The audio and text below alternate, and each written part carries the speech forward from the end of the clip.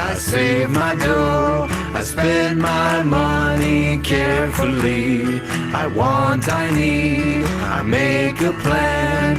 If I stick to it, I can do anything. It's tricky because wants can seem like needs, because your friends have it or look cool on TV. And as you grow up, your needs will too, but you'll be okay, cause here's what you do. I'll make a weekly budget, and if you don't know what that is, it's a fancy word for money plan, that's what it is. And I figure out how much money I'm gonna get. I list in total what I need to pay for, so I'm set. Next I write my wants down and I don't mess around. When I save for something awesome, let's jump up and down and say, I want, I need, I save my dough, I spend my money carefully. I want, I need, I make a plan. If I stick to it, I can do anything.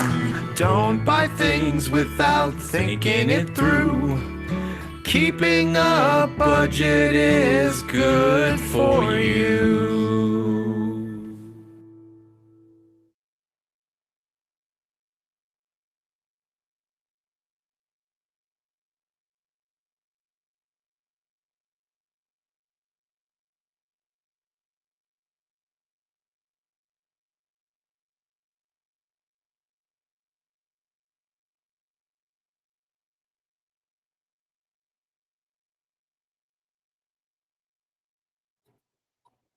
Good afternoon, my first graders. Miss Kyler here, and you know that it is time for us to get started with our social studies lesson for today. So let's get over to that slideshow. Here we go, first graders. So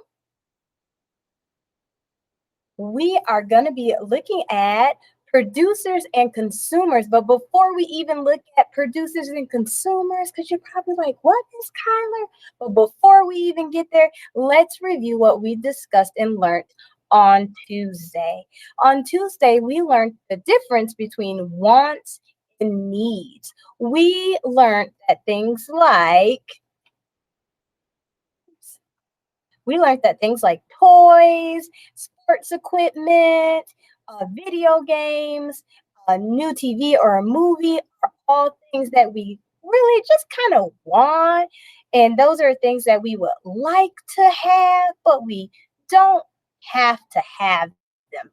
And then we learned that needs are things like clothes and our home, our shelter, our water, which we need each and every day. We need good food and we need love. These are things that we need, that we have to live and to have a wonderful, healthy life. We also learned on Tuesday about goods and services. We learned that goods are things that we can touch, and we learned services is something that others do for us. So an example that we looked at on Tuesday was pizza. Pizza is a good. We can hold that good. We can eat that delicious pizza. But a service would be the delivery person. He would bring it to us. So that's a service. Somebody is bringing us the pizza. Another example is the mail. Our mail is a good, it's something that we can hold. And the example of a service we saw was the mail carrier, because that person is doing a service by bringing us the mail. And one last example of a good and a service is bread. Bread is our good, something that we can hold and touch. And the service would be the baker. He's making us that fresh bread. So that's our good and our services. Now, first graders, let's get into our new topic for today, which is producers and consumers. Now, what are some goods and services that you and your family have purchased maybe this week, today? Anything, think of it, get it in your noggin. What are some goods or services that you have and your family have purchased or used this week? So take a second, think about it. I'm going to go ahead and give you 5 seconds to think about it. Give them in your noggin. What's some goods or something that services that you and your family have used this week? So here are a few examples of some goods and services that you might have thought of. Maybe I don't have the one that you thought of. I don't have them all. I just have some. So maybe you and your family might have gotten your car fixed. That's a service. Maybe you and your family might have went to the grocery store and brought some apples. Maybe you all had a plumber come out to work on something. Maybe you all brought some new shoes. That's a good. Maybe you had some delicious pizza. That's another good that we could have purchased. Maybe you had some wonderful bread that you might have purchased, a good that you might have purchased at the store. Maybe you had your lawn mowed by somebody. That's a service. Maybe you bought a new toy or two today, this week.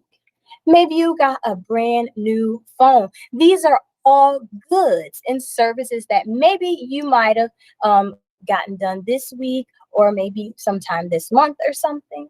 But now, like I said, we're going to look at producers and consumers. So, um, consumers are the people that are going to buy things. So you and I, if we get a new toy, we're a consumer. We're getting that. If we get something yummy and delicious to eat, we're going to consume it. We're the consumers. We're going to get that. So consuming is really easy because we're the consumers, but the producer is where it gets a little bit tricky. Okay, so producers are the people or the businesses that make the goods or provide the service. So most people, they can be both a producer and a consumer. For example, Miss Kyler, I'm both. I'm a producer and I'm still a consumer. So a teacher is a producer when I provide you the service of teaching you new things. But I'm also a consumer when I buy materials for our classroom. So I'll go shop and then I'll be a consumer then. But I'm a producer right now because I'm teaching you something. I'm doing a service for you. So let's look at a few examples of a producer before we wrap up our lesson. So here are some more examples of producers. These are people that are going to make the goods or provide the service. So the producers, the lawnmower, remember I said maybe you got your lawn cut, that's a service, and the person that does it is the producer. Maybe you got some fresh baked breads or some desserts. That person who baked it is the producer, and he is a service. He made that for you, he produced it. Or maybe if you're in the school, you can think back to a last school year in kindergarten. We had the lunch ladies, they produced the food, they made it. That's the service they did for us, and we consumed it, right? Because we ate that lunch. How about the farmer? A farmer, we all love farmers. They are definitely a very important producer because they grow our fresh food. So a farmer is definitely a producer and they provide us that wonderful service. Now, what about maybe a factory worker? Absolutely. The person who goes in and work hard making the phones, making our cars, making our Chromebooks. Those are all producers. And let's look at one last example. A painter is definitely a producer, and they provide us with a service of painting the buildings, our houses, our classrooms. These are all examples of producers. And just a quick reminder, you can be both a producer and a consumer, and most people generally are. Now, let's review. A consumer is the person that uses the good or the person that uses the service. And then the producer is the person that makes the good or performs the service. So my first graders, we are going to get ready to head over and to our boom cards for your exit ticket activity, and you will review wants and needs in our boom cards. You will also review goods and services, and you will review producers and consumers. It will appear on your Chromebook in just a minute, and Miss Kyler's going to go ahead and say bye-bye to you. If I already saw you today, I will see you again tomorrow. If I have not seen you today, I will see you in a little bit. Bye, my first graders.